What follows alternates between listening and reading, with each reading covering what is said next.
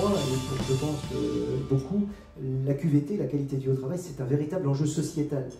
C'est un enjeu concurrentiel sociétal.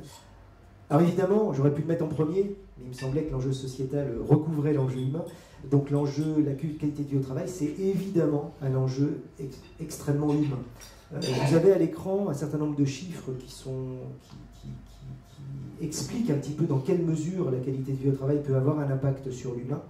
Je vous laisse les découvrir. Mais il y en a un qui est même encore plus emblématique de celui-ci. C'est un chiffre qui a été, qui émane d'une étude du Bureau international du travail, relativement récente, qui en fait, le Bureau international du travail a mesuré à l'échelle planétaire que le coût du mal-être au travail, et donc par différence du bien-être au travail, représentait quelque chose comme 3% du PIB. Ça fait réfléchir, parce qu'à une époque de crise économique telle que celle qu'on la vit, 3% de PIB, ça suffirait par exemple en France pour avoir le plein emploi. Donc on est dans des chiffres qui font quand même un petit peu froid dans le dos et qui montrent à quel point la QVT est un enjeu humain important.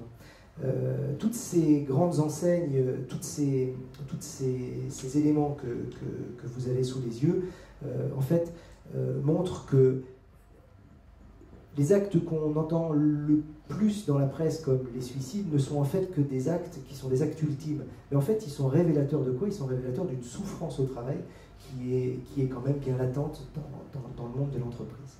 La vérité, c'est qu'il y a de plus en plus de condamnations en matière alors pour le coup, de non-qualité de vie au travail. Il y a de plus en plus de condamnations, et y compris des condamnations relativement importantes. Récemment, à Poitiers, un chef d'entreprise a été condamné à 2 mois avec sursis parce qu'il n'avait pas mis en place le document unique d'évaluation des risques. La Caisse d'épargne Rhône-Alpes, en 2012, a été condamnée à 10 000 € d'amende, au pénal, a été condamnée à 10 000 € d'amende pour une pratique managériale de benchmark entre salariés qui était considérée comme discriminante.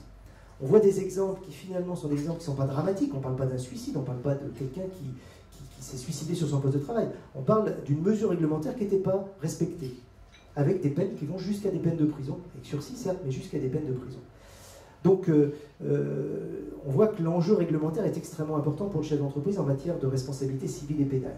Mais en fait, si on doit retenir une seule chose, je vous ai mis à peu près tous les textes là à l'écran qui concernent la qualité de vie au travail, et qui rassemblent finalement toute la matière réglementaire. Mais si on doit en retenir un, c'est le premier. Le premier, c'est l'obligation de résultat. Un chef d'entreprise a une obligation de résultat, quasiment une seule obligation de résultat, qui est son obligation de santé-sécurité au travail. Il y a plein d'obligations. Un chef d'entreprise qui ne fait pas ses résultats, qui ne fait pas son budget, s'il est propriétaire de son entreprise, il va gagner moins d'argent. S'il est salarié, il va peut-être se faire licencier. Mais par contre, ce n'est pas une obligation de résultat au sens où ça peut l'envoyer en prison. La santé au travail, ça peut l'envoyer en prison. Donc oui, la qualité de vie au travail est un enjeu réglementaire extrêmement important. En général, un chef d'entreprise est sensible au coût pénal, évidemment, parce que ça le touche directement, personnellement. Mais ce qui le fait agir dans la durée, c'est souvent le coût financier. C'est la raison pour laquelle, en France, aussi, le modèle de l'assurance des accidents du travail maladie professionnelle est un modèle risqueur-payeur, avec une formule assurantielle, avec la CEPAM et les caisses régionales. Et du coup, le coût financier et l'enjeu financier de la qualité de vie au travail est un enjeu que là on voit sous son angle, on va dire négatif, sous son angle RPS, qu'on verra à la fin sous son angle positif, quels sont les enjeux, qu'est-ce que ça peut rapporter à l'entreprise.